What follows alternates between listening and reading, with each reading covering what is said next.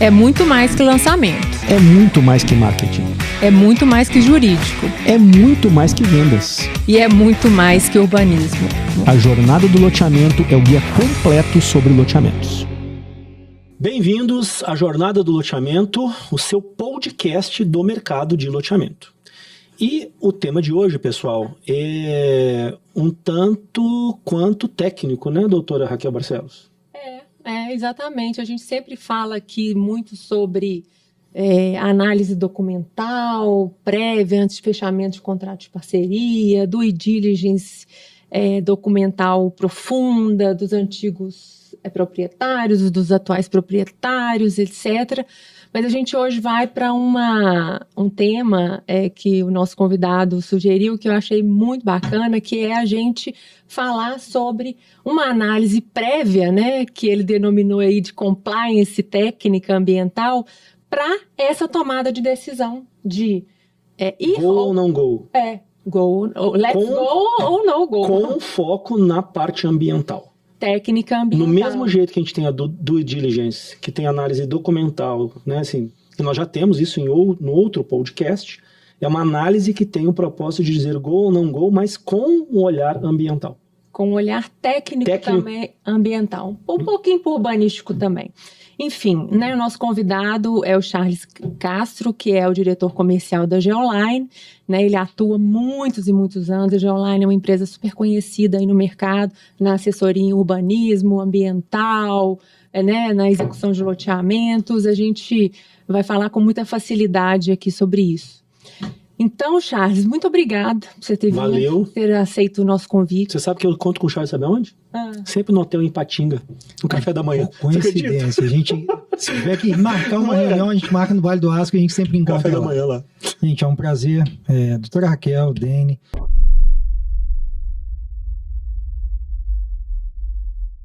Prazer a gente estar aqui e conversar um pouquinho sobre um tema que é interessantíssimo, né? Às vezes o proprietário ele está ali analisando o documento. Vou comprar, essa área está valendo bem, está barata, vale a pena. Mas e aí? A localização, a isodeclividade, as questões ambientais, está em zona de amortecimento de unidade de conservação, não está? E depois que comprou? O que fazer?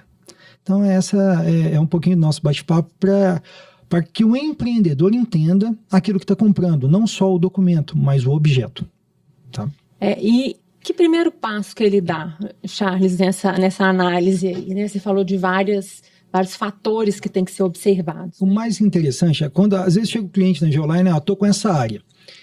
Documento dela eu já analisei, está ok, tem certidão vintenária, não tem nenhum objeto de pé, não tem nenhum ônus, ela está muito boa, vou comprar.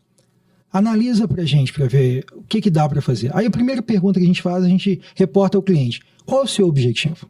Né? Porque às vezes a área está num zoneamento industrial e o objetivo dele é fazer residencial. Às vezes ele quer fazer um empreendimento predial e a área é unifamiliar. Às vezes ele quer um aproveitamento de quase 100% e a área tem APP. Às vezes ele não analisou que a área tem um CAR que está no meio da área que ele está escolhendo para fazer o parcelamento. Então são várias nuances. Então, qual é a primeira questão? A gente perguntar para o cliente, ou o cliente ter em mente qual é o objetivo que ele quer na aquisição de uma área, seja para incorporação ou parcelamento.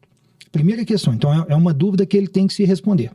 Olha, o mercado está para multifamiliar. Se o mercado está para multifamiliar, eu quero adensar essa área. O zoneamento me permite, porque às vezes a área é muito boa, tem ali uma condição, ela está pronta, próxima de uma urbanização. Ali, né? Ela já a gente chama de, ela é parede meia com a área urbana consolidada. É óbvio, né? Esse é o melhor negócio do mundo. Mas quando vai olhar, a pessoa tem que entender que ali é unifamiliar, ou seja, eu só vou ter uma família em cada gleba parcelada, em cada lote. Atende a ele, comercialmente falando, se ele fez o cálculo todo do VGV em relação a um multifamiliar em que iria colocar um prédio ou um mix de loja, esse novo processo atende? Então, o que a gente indica é, primeiro, analisa o zoneamento. Então, aí nós estamos falando de uma análise urbanística, né? Urbanística. Ela tem que começar no urbanístico para depois a gente ir para o ambiental, porque o urbanístico é mercado. Sim. Se atender mercadologicamente o produto, né, se aquele imóvel está ali em uma região de um adensamento que se adequa ao princípio norteador do empreendedor, olha, meio caminho andado. Mas aí vamos nas questões ambientais. Às vezes a área é muito boa, ela está de frente, mas ela tem uma declividade muito acentuada. E às vezes essa declividade é tão acentuada que eu tenho APP de inclinação, né? Aí a gente indica isso ao cliente. Vamos analisar. O primeiro fator é a gente fazer uma topografia, que a gente chama de topografia cadastral, com isodeclividade. Ah, Charles, mas previamente teria que fazer isso? Para uma compra assertiva, o ideal é que se faça. Por quê? Com a isodeclividade eu vou saber o zoneamento, as zonas internas de ocupação acima de 47% de inclinação que o nosso decreto estadual veda. Que é muito próprio daqui de Minas Gerais, né, Charles? Minas Gerais só tem 2 tipos de área. A que tem descida ou subida, depende de onde você está olhando. Às vezes não é um lote que o cara compra, o cara compra uma vista, né? Eu brinco que o triângulo não é Minas. O triângulo é mais São Paulo do que Minas. Chegando no triângulo, Minas Gerais só tem 2 tipos de terreno. O que tem subida ou o que tem descida, depende de onde que você está olhando. Então, a gente tem que ter esse cuidado. E hoje, principalmente com a organização dos municípios, que antigamente aprovavam um papel plano. E os municípios já trabalham hoje com uma técnica de isodeclividade. Eles pedem justamente um visual de gradatividade. Tem município que pede de 0 a 10, 10 a 20, 20 a 30, 30 a 47%. Em alguns casos, as legislações municipais obrigam que entre 30 a 47% de inclinação tenha ali no mínimo 3 lotes. O lote mínimo daquela região. Isso já é de praxe. É quase um corta e cola do decreto estadual para regiões metropolitanas. Mas aí o pessoal leva isso ao plano diretor e à lei de uso e ocupação de solo. Então, se esse imóvel que eu estou, obviamente, analisando está com muita área entre 30% e 47% de inclinação, e eu tenho que colocar ali um lote de 3 vezes o mínimo da região, às vezes 600 metros, me atenderia? Primeira questão que eu tenho que me perguntar. Depois da isodeclividade, que a gente tem que fazer uma análise que a gente chama análise cadastral. Tem que cadastrar todos os pontos daquela área. Se eu tenho uma nascente, ali eu tenho que saber que eu tenho um raio de 50 metros. Essa área eu não vou poder ocupar. Só que toda nascente a água corre. Então, ao longo desse córrego, por menor que seja, ali eu estou falando de uma área de 30 metros para um lado e 30 metros para o outro. Isso dentro de um projeto, qual que seria o impacto? E normalmente essa área é uma área rural que eu tenho que transformar ela em uma área urbana. E ela estando rural no documento, ou seja, no uso, o zoneamento permite fazer a descaracterização, transformar ela de rural para urbana, ela está numa área de expansão ou uma área já urbana consolidada dentro de um zoneamento, a gente tem que se fazer essa pergunta antes de adquirir. Então, esses questionamentos internos do empreendedor, isso tem que existir. E aí há ferramentas. Charles, mas aí eu precisaria de contratar uma consultoria específica para isso? Para esse prévio, às vezes a gente tem que usar o que tem. Né? O Google Earth está aí, é de graça, qualquer um pode consultar. E as ferramentas do IDE. IDE aqui em Minas, e quase todos os estados hoje têm um sistema de interpretação geomorfológica, principalmente ambiental. No caso nosso, a gente tem o IDS-ZEMA, em que eu posso inserir aquele meu perímetro, que eu vou estar adquirindo. Então, a primeira coisa, eu tenho que fazer esse perímetro no computador, no Google, ou alguma ferramenta. E ali eu faço o input para a plataforma hoje do CISEMA. E ela me dá unidade de conservação, área quilombola, rancho Ramsar, aberto, qualquer um pode consultar. IDS-ZEMA. IDS-ZEMA. IDS-ZEMA. Digitou no Google IDS-ZEMA e a ferramenta é autoexplicativa. E quem não... Charles, mas às vezes eu tenho dificuldade com a internet. Às vezes, e é difícil, porque é um negócio que depois que você usa todo dia, para você sabe onde que tem a janela, você sabe onde que busca, você sabe quais são os elementos. Vou dar um exemplo prático. Muitos empreendedores compram áreas aqui no quadrilátero, que o bioma é Mata Atlântica. Quando ele faz o CAPEX do empreendimento, ele não leva em conta que hoje eu tenho que compensar não só a supressão da via, mas dos lotes. E essa compensação são 2 para 1. Então, se eu comprei uma área de 40 hectares, tirando o que eu vou manter de área verde, mais ou menos 20% dessa área, eu tenho que compensar o dobro. Então eu estou falando aí, de 40 hectares eu tirei 8, eu tenho que compensar 34 hectares. E muitas vezes essa Mata Atlântica não é aquela Mata Atlântica que a gente espera, assim, robusta, adensada, não. Na verdade, ela é quase uma graminha ali, que é caracterizada. Na nossa região aqui, Rio Acima e Nova Lima... Nova Lima é um exemplo. O Campo Ferruginoso, que é associado à Mata Atlântica. Visualmente, o proprietário, nossa, tá ótimo, aqui esse capinzinho aqui... ainda acha que é capim brequiário. Às vezes é meloso, é específico daquela região, é aquele campo ferruginoso que quase não nasce nada e aquele é Mata Atlântica. E você sabe onde que acha campo ferruginoso para compensar? Não acha. A maioria deles tem direitos minerários em cima, porque é justamente onde está o ferro. E aí, como que você faz? Depois de tudo pronto, você comprou a área, está empreendendo, já gastou muito com o projeto, vai compensar onde? Essa é a dúvida que a gente sempre se coloca quando vai analisar um projeto de início. Aí a gente já pergunta, proprietário, você já tem uma área para compensar? Ah, como assim? Não, isso aqui no bioma é Mata Atlântica. E provavelmente a sua área é campo ferruginoso. É uma análise que a gente já faz também de técnico, de tempo que a gente já mexe com isso. Charles, mas só então assim, eu acho que quem está nos vendo, quem está nos ouvindo, só para a gente transformar isso em drives. Então assim, chegou a área, primeira análise que você faz é qual é o objetivo daquele empreendedor. Eu quero fazer multifamiliar, por exemplo. Aí faz uma análise a respeito do plano diretor e verifica se é possível fazer isso. Beleza. Exato. Segundo, é declividade da área para verificar como é que vai ser feito esse parcelamento do solo. Exatamente. Terceiro, questão ambiental. Questão ambiental. Bioma, questão de áreas de preservação permanente, é quase que uma relação conjunta. Quais são os biomas possíveis? Deixa eu explorar cada um deles, porque assim, não é todo mundo que tem a familiaridade com isso, né, cara? Cerrado Caatinga, ele não tem uma compensação mais pujante. Eu faço mais uma compensação de espécies imunes ou ameaçadas. Aqui a gente está falando em Minas Gerais, eu tenho a Mata Atlântica, né, que é quase a metade do nosso estado. Então a gente vai a regiões do Vale do Aço, região sul de Minas, e inclusive no Triângulo tem remanescentes de Mata Atlântica e muita gente não sabe. Né? Você fala muito da Mata Atlântica porque ela é a mais, digamos, desafiadora ambientalmente? É a mais desafiadora e ela tem proteções legais específicas. A 11.428, que é a lei da Mata Atlântica. 11.428. Ok. Tá? É a lei específica da Mata Atlântica. E ela fala que, inclusive, projetos de parcelamento do solo, em estágio médio e avançado, eu tenho que compensar em região metropolitana. Então, eu não posso pegar um projeto aqui na Bacia de São Francisco e compensar no Jaíba. Tem que compensar aqui o preço disso. Essas áreas estão ficando caras, muito caras. Então, inclusive, eu alerto o empreendedor, antes de fechar uma parceria em que o terrenista entra só com o terreno e todo esse ônus fica do empreendedor, analisa, porque se essa área tiver compensação, terrenista, sua área não dá para fechar dentro dos parâmetros ali, 70-30, 65-35, hoje 60-40 eu acho que ninguém mais consegue fechar, porque infelizmente o custo de obra ficou muito pesado. Mas você tem que alinhar com ele, olha, vamos tirar ali uma parte em lotes para fazer essa compensação, porque é inerente ao terreno. Não é um defeito do terreno, mas uma co-obrigação ambiental, né? Que o terrenista também deve, ao meu ver, participar, porque é uma consequência lógica para outras gerações, porque a gente está compensando algo que vai suprimir.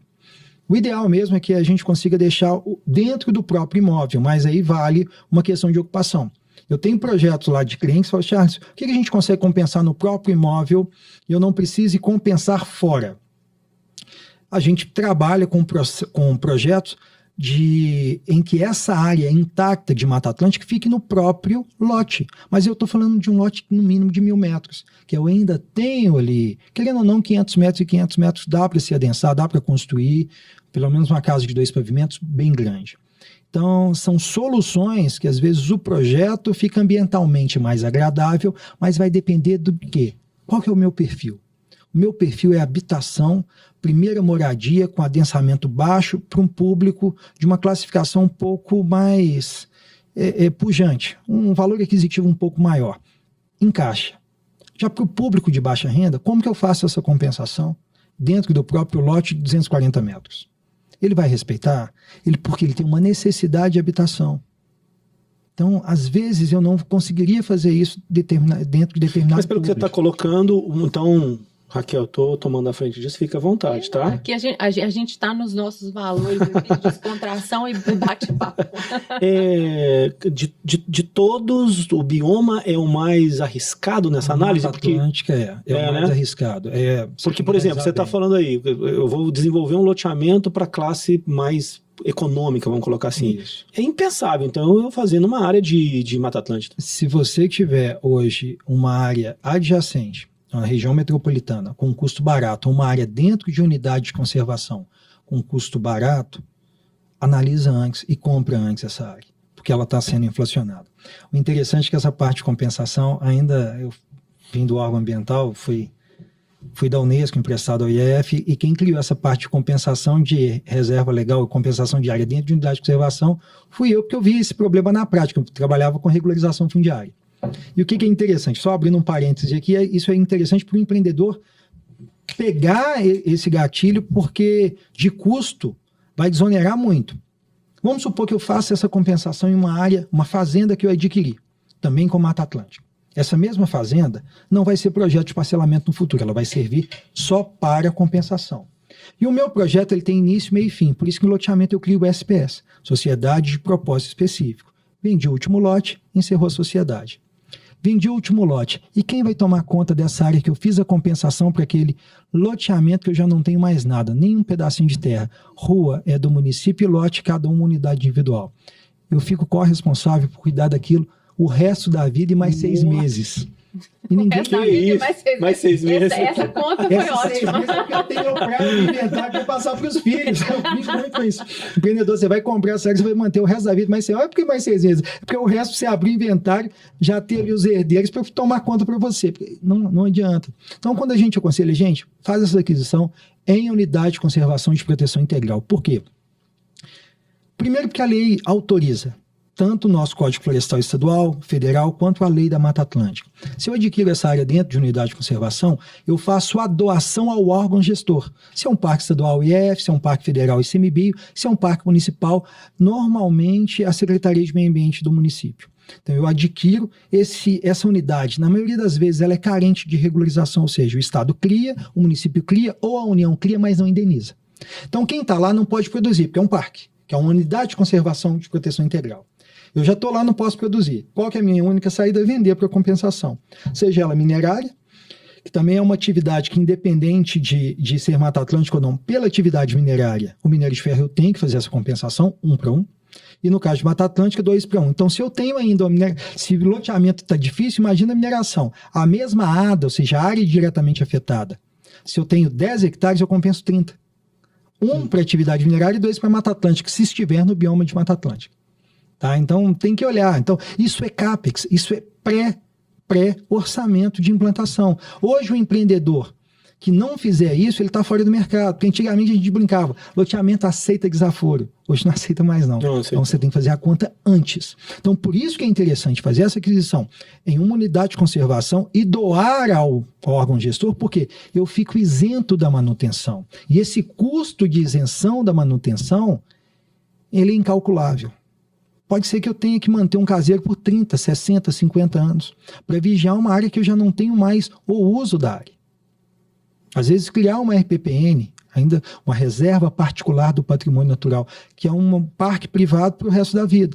Talvez com uma grande mineração, igual a Vale que tem valores em bolsa, que tem toda a questão de compliance ambiental mesmo, de conservação, seja um negócio para o marketing positivo. Mas às vezes um incorporador que tem um ou outro projeto naquela região já não compensa tanto. Tá? Então a gente tem que levar esses dados. Por isso que Mata Atlântica não é que é um vespeiro, mas que eu tenho que fazer conta. Não, mas eu já fiquei com medo. Tem que fazer conta. Ô Charles, você falou de uma questão ambiental aí do bioma, que dependendo, fazendo cálculo aí, a gente chega numa viabilidade de loteamento ou, enfim, de outro tipo de empreendimento. Agora, você já passou por uma situação, ou você indica uma situação assim que não, é bomba na hora? Quando eu tenho misto, declividade, solo hidromórfico e bioma. Explica aí. Chama Minas Gerais. Porque, vamos assim, imaginar. eu vou falar assim, eu tô falando assim, é uma situação que não precisa nem de muita análise, né? Você chegou, o cara achou, nossa, mas essa área é maravilhosa, a localização é maravilhosa, vai dar um empreendimento que eu já pensei assim. Aí ele chegou e falou assim, você falou assim, não.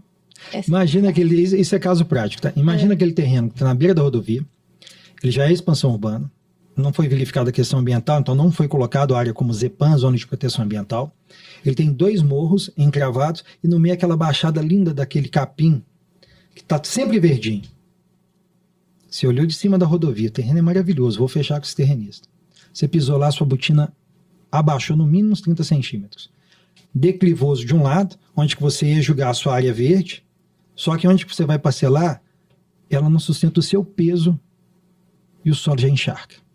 Como você vai colocar uma rua? Como você vai colocar uma casa? A não ser palafita. Essa área é um solo hidromórfico, ou seja, ele tem uma geomorfologia com água, são micronascentes, chamado brejo. Está muito bonito eu olhando, está verdinho, ele não serve para habitação humana.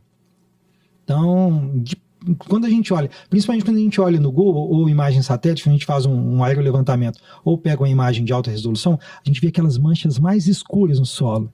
Aí eu pergunto sempre pro empreendedor ou pro terrenista, isso aqui não encharca, não? Não, isso aí só na época da água.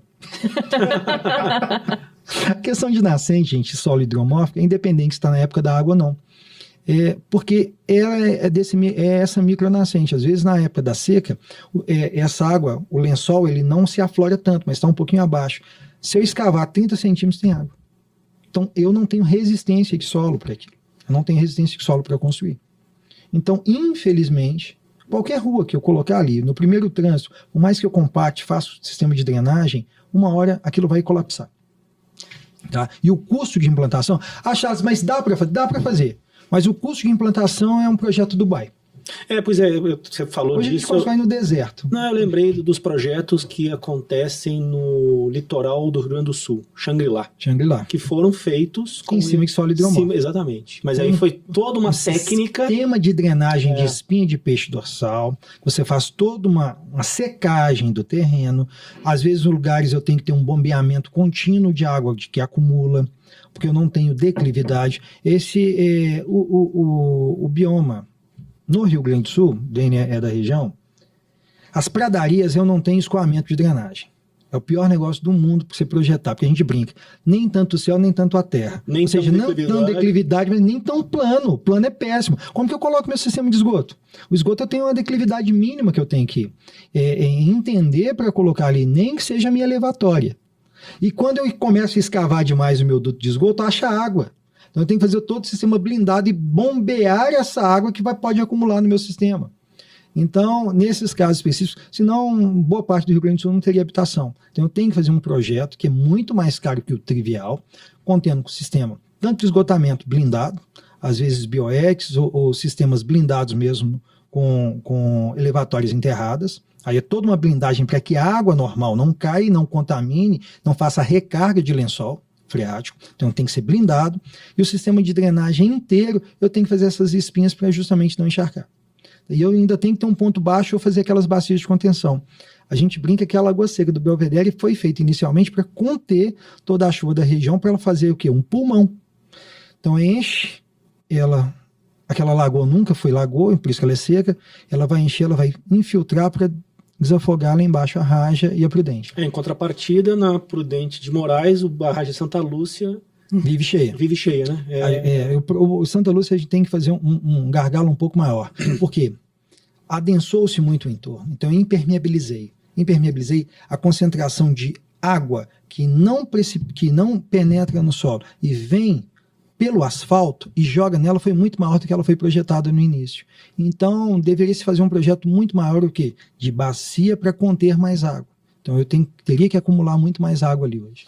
Só que fazer depois de pronto é o pior negócio do mundo. Deixa eu só explorar mais a questão do bioma, então, que esse negócio ficou bem interessante. Então, digamos assim, o bioma mais desafiador é a Mata Atlântica. Mata Atlântica. Qual que é o menos? Cerrado. Nada contra o Cerrado, Minas Gerais, a maior parte hoje é cerrado, mas ainda é um bioma que não tem tanta proteção. E como ele é celeiro de produção, ele não é tão visto nos olhos ambientalistas como um bioma a ser preservado. Eu acho que é até um erro. A gente tem que preservar bem o cerrado. Mas daí que eu falo, o projeto bem feito, ele tem que conservar. Porque aquela área que seria a área de reserva legal do imóvel original, do imóvel rural original, ele tem que se transformar como uma área verde do empreendimento. Então, às vezes o empreendedor fala, não é um absurdo eu deixar 20%, mas que é aprazível eu ter 20% de cobertura vegetal nativa dentro do meu parcelamento, seja ele popular ou de alto padrão. Todos vão se beneficiar com aquela hoje já se tem um novo urbanismo mais pensado, né? Não só o cortar ao máximo o terreno, né? Principalmente deixar de ter aqueles imóveis quadrados, né? A gente só riscava tudo como se fosse um papel em branco. Então eu tenho que fazer hoje quando a gente pega um terreno natural, a gente tem que fazer todas as vias, contemplando a geomorfologia do imóvel. Às vezes eu tenho quarteirões mais arredondados, ruas sem aquelas declividades que a gente tinha de mais de 18% de inclinação, que o caminhão não subia. Então eu corto na lateral, a gente já pensa no parcelamento, como que vai ficar o esgoto, a drenagem e qual o melhor ponto para a minha água descer por gravidade, para o sistema de abastecimento de água. São questões que eu conserto no Masterplan e não pós-Masterplan na engenharia. Então, por isso que é interessante a gente olhar todo esse conceito para na hora de realizar o Masterplan, a gente hoje não faz nenhum Masterplan sem equipe integrada. Tem que ter um engenheiro ambiental, um engenheiro civil e, no caso de engenharia civil, no mínimo sanitarista e o específico para abastecimento de água e drenagem. Todos se conversando com o arquiteto. Olha, em cima da isodeclividade, ou seja, todas essas manchas, qual que é o ponto mais alto, onde que eu vou ter mais risco, onde é melhor eu deixar as áreas verdes compatíveis com a segurança de solo, que estão naquelas áreas com inclinação maior, então eu não tiro a vegetação dali, eu mantenho, eu não vou construir em cima delas, porque se eu cortar, vai esbarrancar. Então a rua que está lá em cima, ela vai solapar. Então a gente tende a manter aquilo que a própria natureza já nos fala. Por que eu tenho a APP de declividade? Para que eu segure essa declividade, para que ela não desmorone. Por que eu tenho a APP de leito de rio? Para fazer a proteção ciliar. Aquela APP de entorno de nascente e leito de rio são cílios. É a primeira proteção. Então, se tiver uma enchente, primeiro, eu não vou assorear o leito do meu córrego. Ele vai sempre ser mantido, porque eu tenho a vegetação que segura todo o sedimento que iria cair. E, ao mesmo tempo, eu mantenho o barranco firme. Então, a gente explica isso para o empreendedor, não coloca muito aqui perto, não. Às vezes eu tenho que atravessar o outro lado, então vamos fazer uma travessia menos intrusiva possível, para que eu não altere a área de preservação permanente e consiga fazer o deslocamento. Antigamente também era um mito. Mas se eu tenho APP dentro do meu imóvel, eu não posso parcelar? Posso. Eu tenho que respeitar. Às vezes, do outro lado, o APP está no meio. Hoje a lei me autoriza a fazer as obras de travessia, porque elas são de utilidade pública. Mas como eu faço elas? Qual que é o menor custo para o empreendedor e, ao mesmo tempo, o menor custo ambiental? Não adianta o custo ficar barato, ganhar uma multa, aquilo que eu economizei no projeto, eu pago em multa ambiental. Então, é esse contrapeso que a gente tenta fazer no escritório e a gente aconselha, antes de adquirir, analisa. Para esgotar essa questão da análise ambiental. Então, nós estamos falando muito da questão do bioma, falamos a questão da declividade, a questão da... Como é que é? Da questão de encharcar? Solo hidromórfico. Solo hidromórfico. Nossa senhora, hein? Mais uma palavra para o nosso dicionário.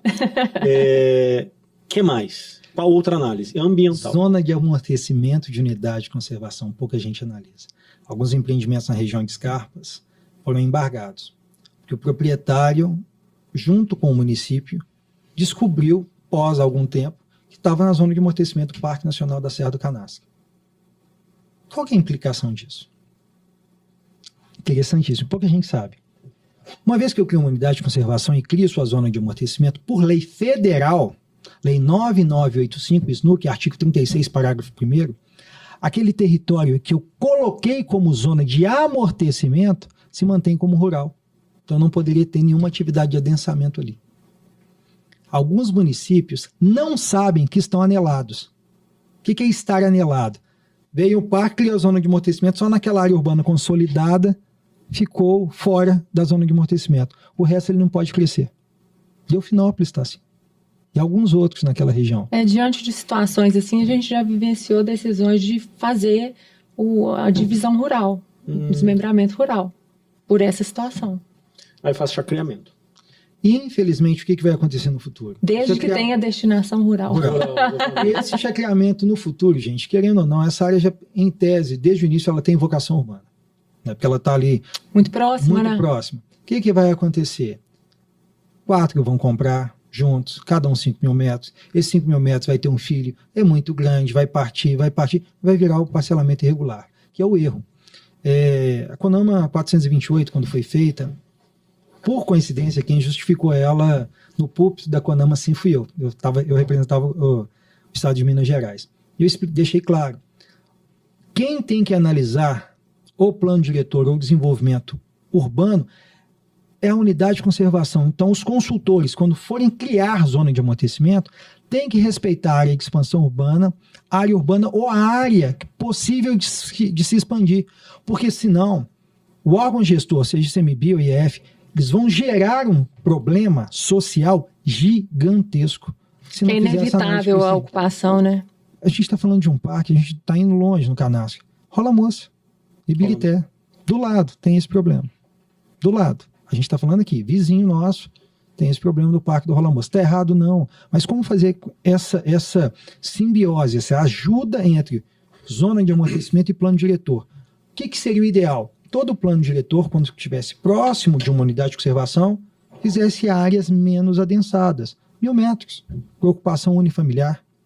Então, vamos zerar o impacto. E, preferencialmente, que a área verde fique à borda da unidade.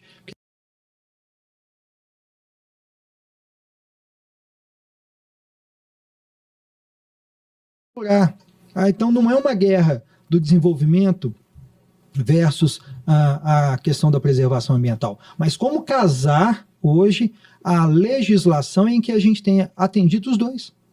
É o desenvolvimento sustentável, seria ideal.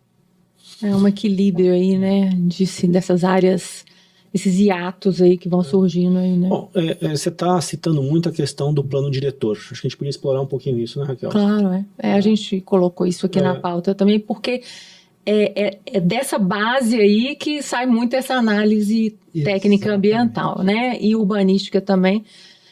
Mas vamos lá, então vamos falar um pouquinho de plano diretor. Ô Charles, toda cidade tem que ter um plano diretor?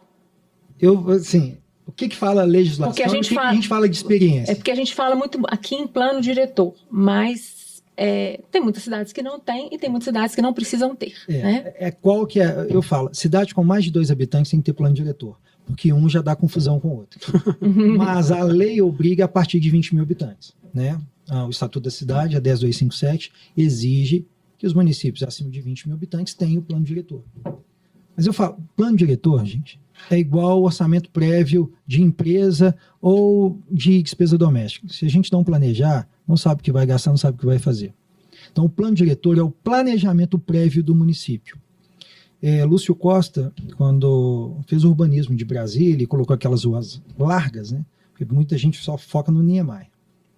Ele ganhou a fama, mas foi só ele, não.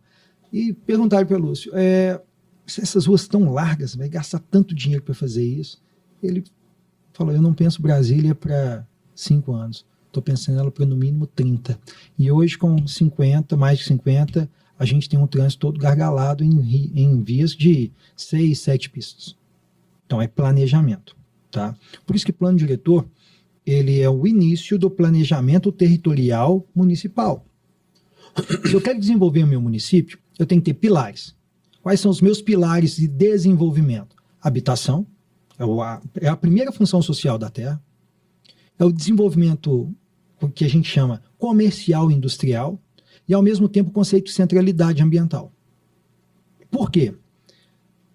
Eu tenho que imaginar um município que ele tem que ter vida própria. Ele não pode ser dormitório. Eu vou criar um município dormitório para atender indústrias do meu município vizinho. O que vai acontecer? Eu não agrego nem identidade sentimental àquele município. Ele fica moradia. A gente está fazendo hoje o plano diretor de Santana do Paraíso. E Santana, por muitos anos, ficou visto como uma área dormitória de Patinga. E o que a gente quer hoje no plano diretor de Santana do Paraíso? Desmistificar isso.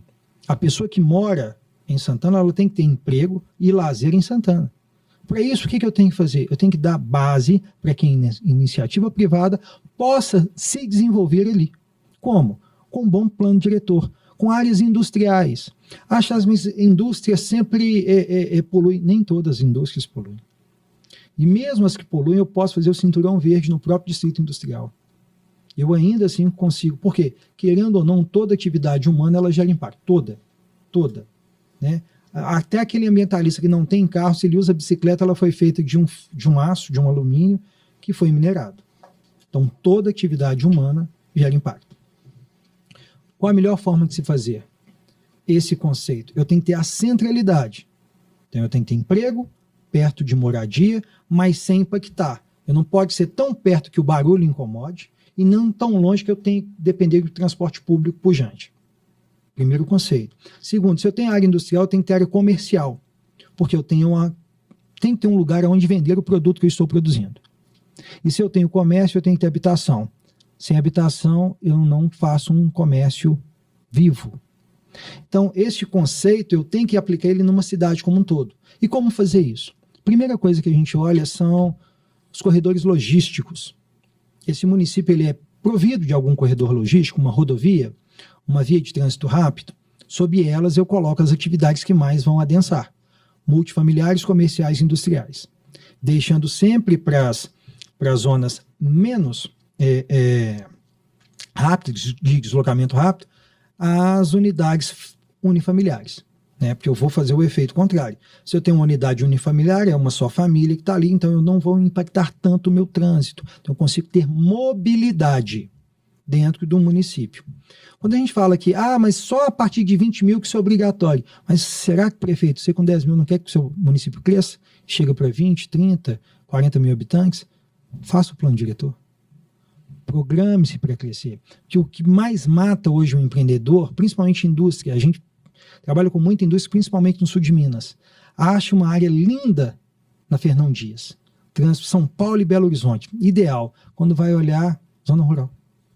O município não teve o cuidado, mesmo aqueles municípios pequenos, que estão pegando ali a carona de Pouso Alegre e Extrema, eles não estão pensando, se Pouso Alegre cresceu ao longo da Fernão Dias, Extrema está assim, crescendo ao longo da Fernão Dias, por que não criar zonas comerciais e industriais ao longo da Fernão Dias? Ele ficou muito industrial, né, Charles? E é natural, gente. As empresas têm os dois grandes mercados, Belo Horizonte e São Paulo. E a gente fala, não é Belo, é região metropolitana de Belo Horizonte, região metropolitana de São Paulo. Eu estou no meio, trânsito para um lado, trânsito para o outro, deslocamento rápido. Se eu não tiver aquelas áreas ali próprias para este uso industrial, eu vou para onde? Aí eu vou fazer uma indústria dentro de São Paulo, dentro de Belo Horizonte, a gente nem tem área aqui mais em Belo Horizonte para isso. Então eu tenho que ir para uma área adjacente, mas desde que ela comporte. Então o município que tem que ter esse insight, olha, eu tenho que pegar uma área de um trânsito rápido, eu não vou deixar ali virar chacreamento. Vai virar chacreamento e depois ainda me dá dor de cabeça, porque a população, chacreamento, criança indo para a rodovia. Não, é industrial, fechada, tem todo um controle de trânsito e tráfego. Então eu vou privilegiar essas áreas para industriais. Ao fundo, eu vou fazendo todo o processo de ocupação, até encostar no meu município, na zona urbana consolidada. Eu tenho uma dúvida sobre o plano diretor específico. Assim, muitas vezes, quando eu estou na mesa discutindo com os loteadores, muitas vezes a gente analisa áreas para verificar se elas são, digamos, interessantes do ponto de vista comercial. Discute-se sobre áreas que são muito boas e que estão em zona rural. Ou seja, só permite glebas de 2 ou 3 hectares. Módulo fiscal da cidade. Da cidade. E aí se discute muito assim, não vale a pena o esforço para modificar isso junto ao município. Qual o nível de esforço que teria para isso? Qual o nível de desafio para isso? É uma dúvida minha. O pessoal não está errado, não. Tá? Não, eu imagino que você vai ter que... Antigamente era muito fácil. Se chegava com um projeto, com a área, para o prefeito amigo, coloca aqui como expansão urbana, era decreto.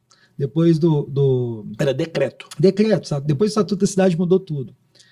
Ou eu vou rever essa ocupação no plano diretor, na revisão do plano diretor a cada 5 anos, e pasmem, poucos municípios fazem isso. A cada 5 anos o município tem direito de fazer isso. Eu teria que rever. Tem que rever? Tem, por lei eu tenho. Por lei. Porque o município é uma forma orgânica de crescimento. Lógico. Todo dia nasce gente, todo dia eu tenho necessidade de empresa, todo dia eu tenho necessidade de ocupação. Então eu tenho que planejar. Então eu tenho que rever. Tem mudanças também que ocorrem, por exemplo, Brumadinho. Olha a mudança de uso daquela cidade. região como um todo. Né? E o plano diretor lá, acho que, se não me engano, ele demorou anos para ser revisto. E no meio da revisão aconteceu a tragédia. Então, o plano diretor antigo, caiu por terra. Assim, por exemplo, outra reclamação é o município de Esmeraldas, né, que está sendo discutido o plano diretor. Vou chutar um número aqui. Esmeraldas, gente. 10 anos, isso vai para 10 anos. Pois é. Eu lembro que a gente fez para a legislatura, para a primeira, que fez todo o mapa de zoneamento de Esmeraldas. Isso tem 10 anos. Até hoje. Aí entra o prefeito, não concorda com aquele anterior, denuncia, coloca o Ministério Público, é o achismo. Acabou a técnica. Então, ficou achismo, que eu não acho, que privilegiou a fazenda de fulano, e de ciclano eu não faço, eu não quero, a Câmara briga e tal, mas ninguém está preocupado com a cidade. Esse que é o grande... Mas voltando à pergunta original, o que ele tem que fazer? O loteador falou assim, puxa vida, essa área aqui ela é maravilhosa. Existem saídas está na zona rural. E vamos partir da base que aquela cidade tem um plano diretor, né? Tem um plano diretor. Tem um plano diretor. Ela tem um plano diretor, está na zona rural, e é uma área muito boa e ela é interessantíssima, inclusive, para o município. Tem como alterar sem o plano diretor? Tem. Sem o plano diretor? Sem o plano diretor. O próprio Estatuto da Cidade, ele fala na expansão urbana específica, a ocupação urbana específica. É o artigo 42A e B. O que acontece na prática? Eu tenho que fazer um mini plano diretor para determinada área. Por isso que, às vezes, para o imóvel só, é dispendioso. Eu teria que contratar uma consultoria completa, audiências públicas, fazer todos os mapas de ocupação, fazer o pré-zoneamento e encaixar e ainda aprovar um projeto de lei. Então, tem que submeter ao Executivo e à Câmara juntos para aprovar aquele projeto. Então, o que eu tenho que fazer na prática? Um mini plano diretor para aquela região. Então, se fizer de uma fazenda, região para aquela fazenda. Se for só a fazenda, para aquela fazenda. Tá. Então, para aquela região que eu falo, que a gente não pode personalizar por lei uma determinada área, é a região. Se a região tiver uma matrícula, tiver 2, tiver 3, que é a região de crescimento. Eu não posso fazer ele personalizado para o CNPJ ou para o CPF. Perfeito. Tá? Tem que ser para a região. Por isso que essa audiência pública são dos moradores da região. E eles podem sugerir o aumento daquela área, diminuição, a colocação de algumas áreas de proteção ambiental, se ela tiver algum viés ambiental. Então, tudo isso é suscetível dentro desse projeto específico. E um outro mecanismo pouco usado é a ocupação urbana consorciada. Inclusive, eu altero o zoneamento já pré-estabelecido na ocupação. A ocupação ela é normalmente utilizada quando eu tenho um grande equipamento, um shopping. Determinado shopping, uma área tão boa, está ali vaga, eu tenho como fazer corredores logísticos, uma alça viária, alguma coisa assim. Eu não poderia transformar, já que eu tenho investimento pujante para um shopping, transformar aquela região, aquela zona, aquele zoneamento que era rural ou mesmo residencial em comercial misto, desde que eu tenha o que eu tenho que ter em mente na ocupação urbana? A contrapartida privada para o ganho público. Por quê? Não é só colocar o shopping ali, eu tenho uma via de 8 metros, não vai aguentar o trânsito. É ruim até para o shopping. Mas eu vou, prefeitura, fazer toda uma via de ligação a um trânsito rápido, eu faço os anéis viários e ainda faço as transposições de vias, pontes, viadutos. E vou fazer todo o conceito logístico. Uma das ocupações consorciadas recentes, hoje é o estádio mais moderno do mundo que a gente tem aqui, que é a Arena MRV. Foi objeto de uma implantação, que é uma região ali que era residencial. E hoje ganhou um grande equipamento melhor equipamento urbano do Brasil está lá hoje. Eu não posso falar nada, eu tô devendo uma afirmação que eu teve num outro podcast que eu falei que eu não torcia para nenhum time e é mentira. Eu estou torcendo para o Fortaleza. Mais em cima do fui no jogo do Fortaleza, né? Junto com o pessoal da BLD lá, que eu fui presenteado com ingresso, semifinal, comprei uniforme, torci e falei, pronto, agora eu tenho um time, é o Fortaleza. Então, não brigo nem com os cruzeirenses, nem com os africanos. Você tá numa fase de Ceará, né? Tô numa fase de Ceará. Mas lá também não é ruim. Eu tô apaixonado. A região ali. É muito legal. Nossa, muito legal. É muito projeto bacana aí. Mas, Charles, nós estamos falando aí de plano diretor, você falou de algumas alterações ou alguns mecanismos que podem ser utilizados para alterar aqueles zoneamentos para atender o objetivo do empreendedor, né? E você que está acostumado aí com a elaboração de plano diretor e leitura de planos diretores e tal, como exemplo, o que você tem visto aí de criações interessantes, vamos falar criativas. Assim. Criativas. Inovador. Pro bem e pro mal. Não, mas vamos pensar em soluções inteligentes, né? Assim, vamos sair fora da caixinha, assim, e pensar... falar nas cidades inteligentes aí, né? Realmente. O que a gente vê muito, infelizmente, vê pouco, mas tem uma tendência agora. A gente fazer algumas ocupações em áreas de pouco adensamento ou de baixo adensamento, principalmente por declividade, por alguns empreendimentos que não são especificamente habitacionais. A gente está criando agora um modelo de ocupação de incorporação horizontal em lotes voltados para a energia fotovoltaica. Por que isso é interessante? A gente descobriu um filão de mercado. Hoje, quem está aqui no estúdio, o estúdio tem muita luz, ar-condicionado e tal, mas ele não tem telhado, ele está numa loja dentro de um prédio. Se ele quisesse fazer o autoconsumo, eu quero comprar uma área ou um telhado para colocar a minha planta fotovoltaica. Telhado não tem, porque é um prédio. Comprar um lote para isso, eu vou ter um problema gravíssimo que, infelizmente, está acontecendo no Brasil. O fenômeno do roubo da placa, placas. É mesmo? Do microinversor. Caramba. E da bateria. Gente, Arco Metropolitano do Rio de Janeiro. A gente vai muito no Rio, que a gente faz um processo de regularização para a Light. Então, a maioria da região que a Light possui, os lagos ficam naquela região. Então, eu passo muito no Arco Metropolitano de carro, não de avião.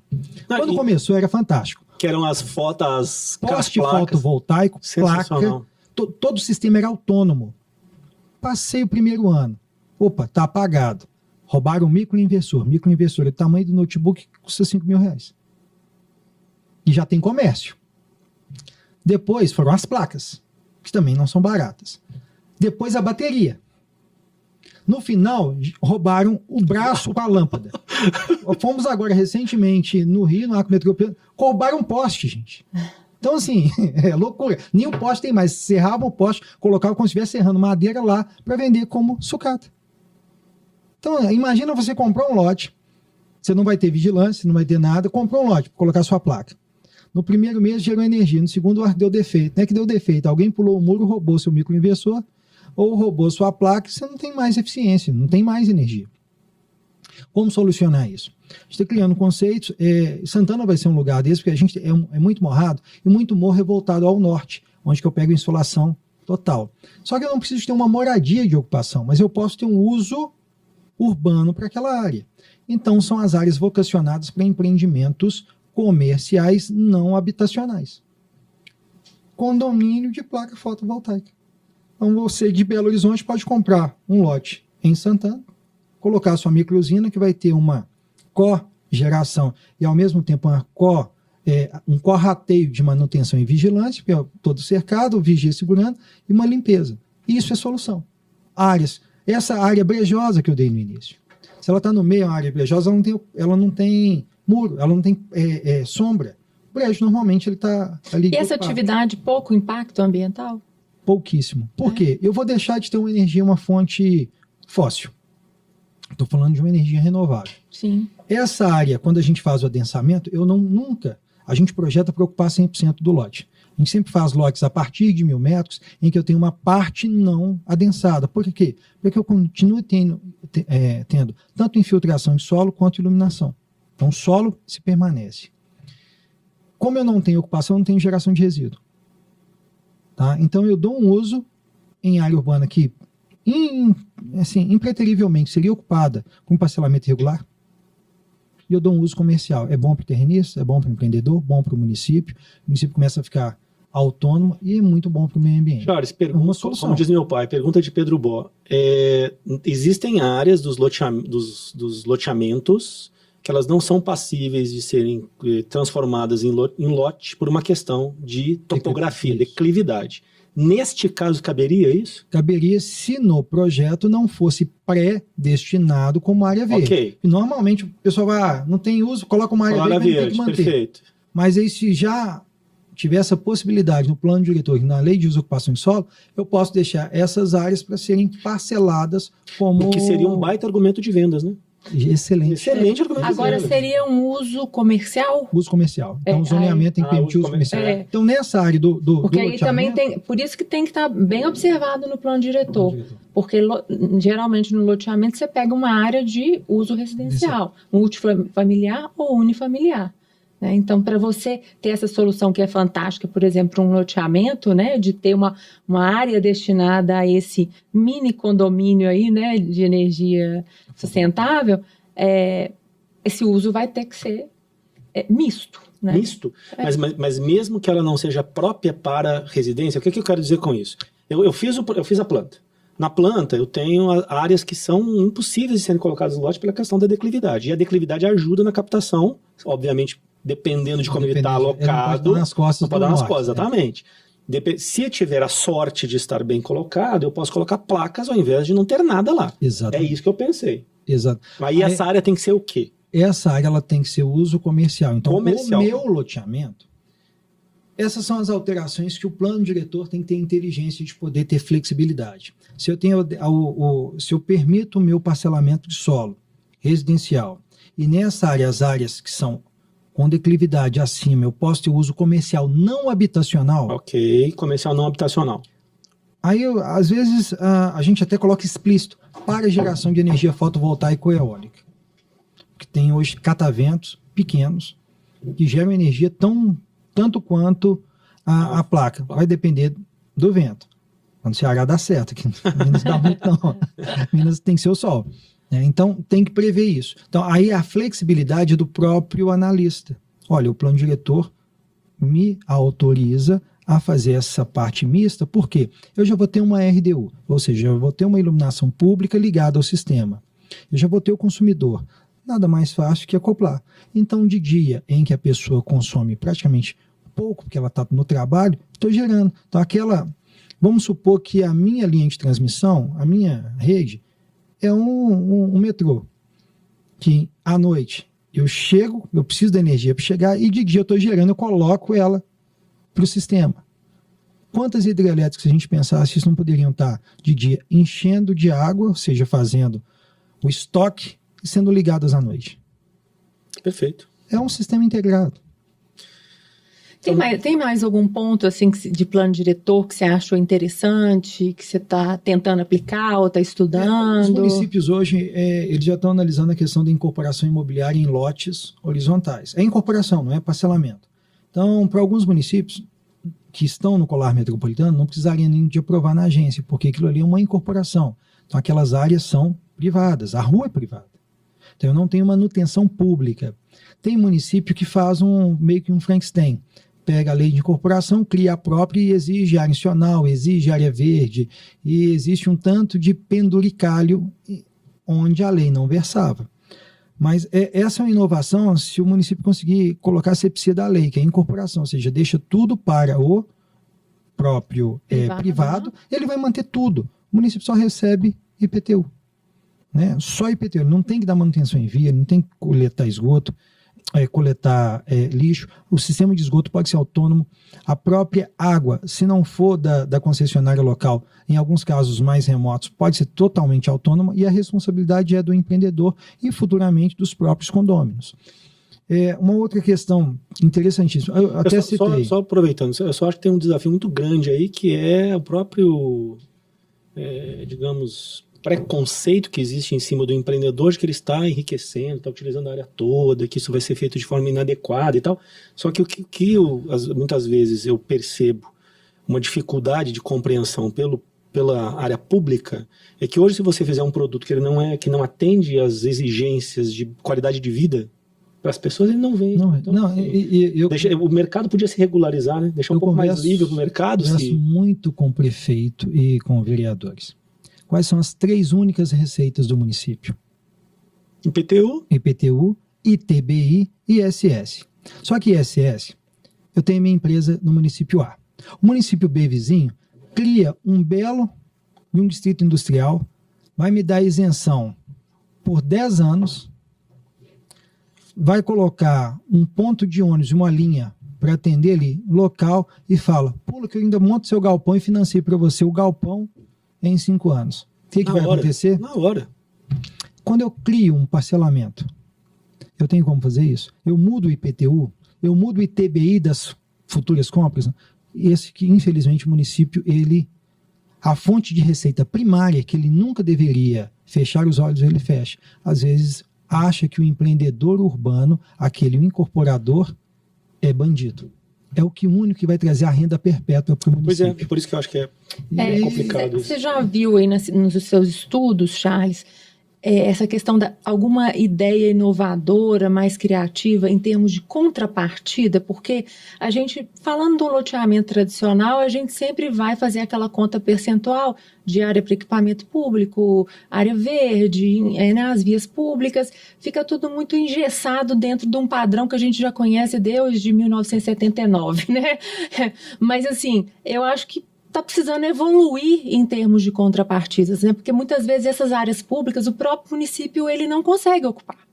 A gente verifica em alguns municípios que a legislação já no plano diretor ele autoriza fazer outorga, seja ela de valorização em serviço ou em área construída de áreas institucionais. Por quê?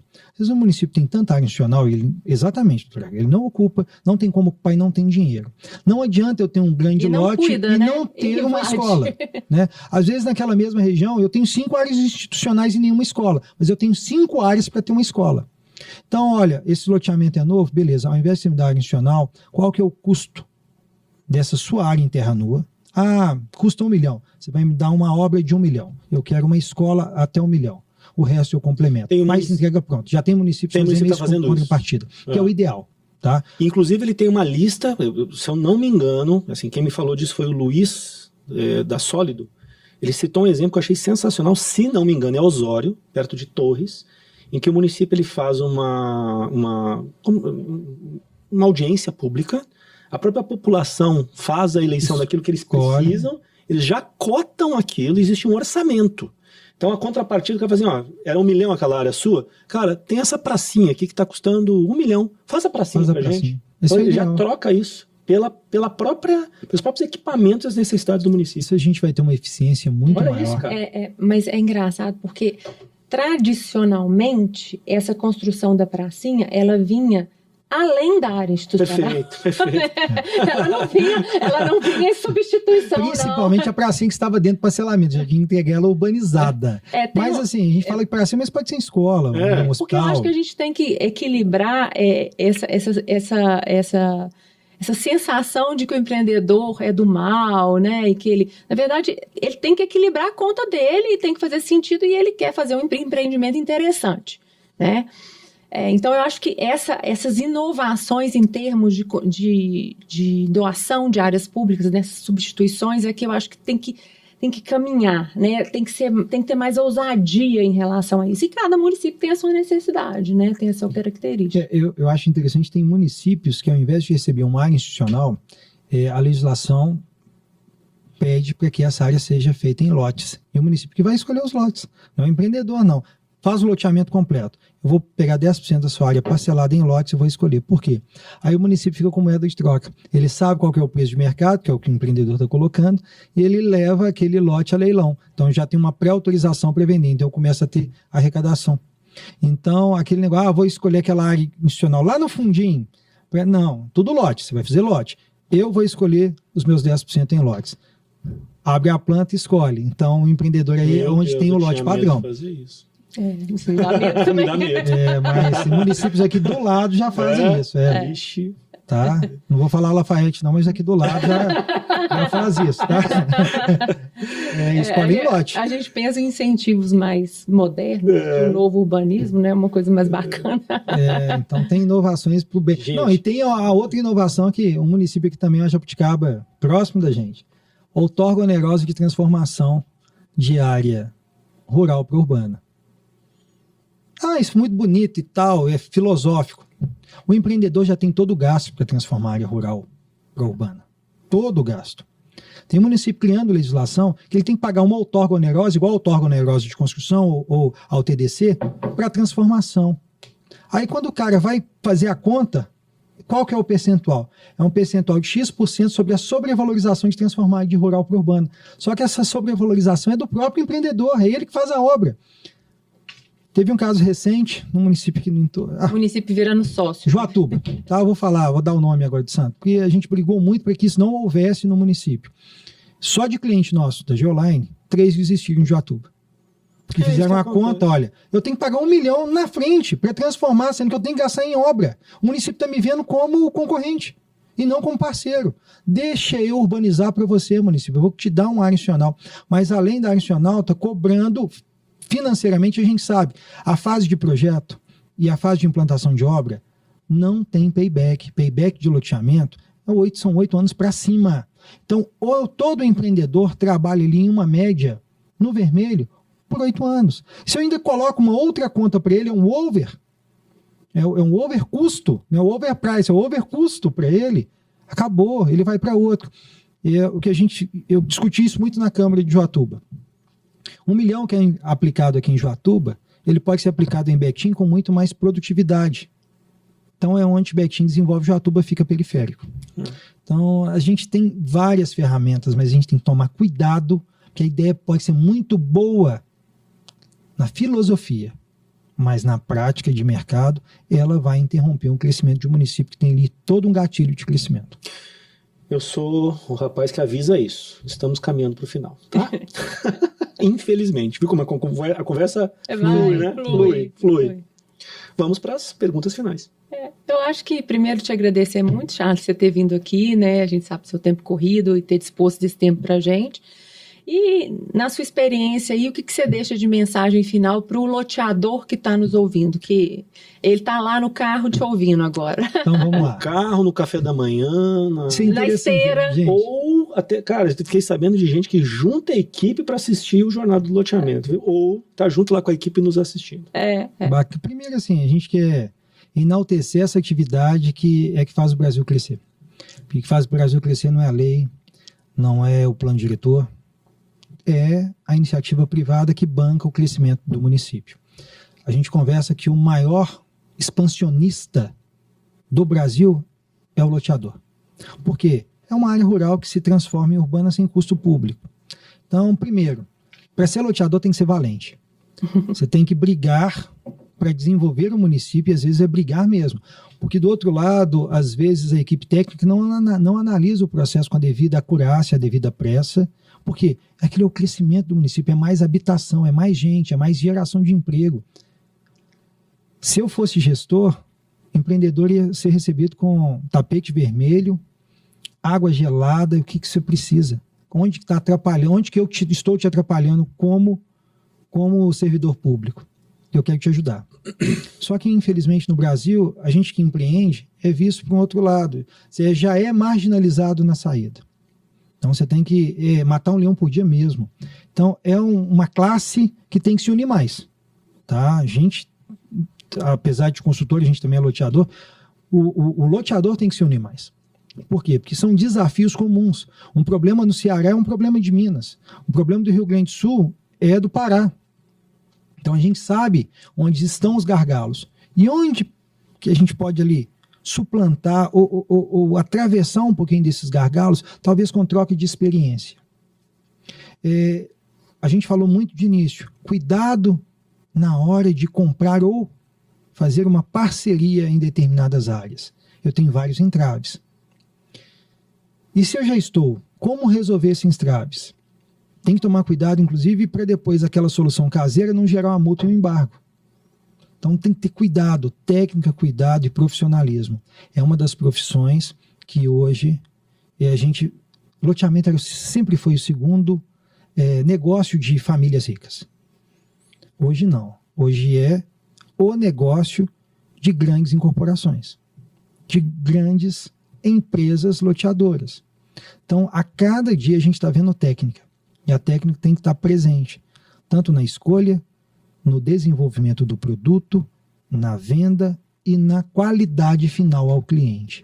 Então, se a gente conseguir unir todos esses passos, a tendência é que o mercado se estabilize por cima e não por baixo. Você está falando isso, Charles, eu vou aproveitar para explicar para quem estiver nos ouvindo, nos vendo, independente de estar na esteira, tomando café, no carro, etc. Mas você sabe que assim, a gente começou de forma bem despretensiosa o Jornada do Loteamento, mas com o objetivo de levar conteúdos. E isso nos levou, depois de ter construído esse universo, né, de troca de experiências, que é um prazer estar aqui conversando com você. Que é melhor do que a gente ficar conversando lá no café da manhã do hotel. Os dois são bons, né? Os dois são bons. Mas lá é mais corrido. Mas, assim, depois de ter, assim, a gente pensou assim, cara, vamos dar um passo além. E esse passo além, cara, é criar a comunidade do Jornada do Loteamento. Então, vai aparecer aí na tela um QR Code para a pessoa poder entrar dentro de um grupo de WhatsApp. Nós estamos pensando também em fazer um Instagram fechado, mas qual que é a ideia? Cara, é exatamente o que você falou. Assim, é ter esses agentes reunidos de forma que possam ser trocadas as experiências e essas pessoas possam interagir entre elas no sentido de fortalecer o nosso mercado. Eu concordo com você, a gente precisa de união, porque existem uma série de possíveis melhorias, né? Que juntos, com certeza, a gente consegue muito mais pressão, vamos dizer assim, né? Muito mais voz para que isso seja modificado. Com certeza. Né? Então, cara, obrigado. Eu que agradeço. Mesmo assim, depois de muito tempo a gente tentando costurar uma agenda, a gente conseguiu resolver hoje, né? Se não fosse assim marcado, supetão, semana que vem e tal, agora é tal dia, então vamos lá. Vamos agendar. Obrigado mesmo, eu sei que seu tempo é corrido. Raquel, como sempre, muito obrigado pela sua... Eu que sempre agradeço estar aqui. Sua genialidade jurídica. E, pessoal, quem está nos assistindo, por favor, contribua para esse movimento, compartilhe com seus amigos, compartilhe com pessoas do mercado. Vamos fazer com que esse conhecimento chegue em todas as pessoas que fazem parte desse universo maravilhoso que é do loteamento. Valeu, gente. Obrigado. Obrigado. Obrigada, gente. Até a próxima. É muito mais que lançamento. É muito mais que marketing. É muito mais que jurídico. É muito mais que vendas. E é muito mais que urbanismo. A Jornada do Loteamento é o guia completo sobre loteamentos.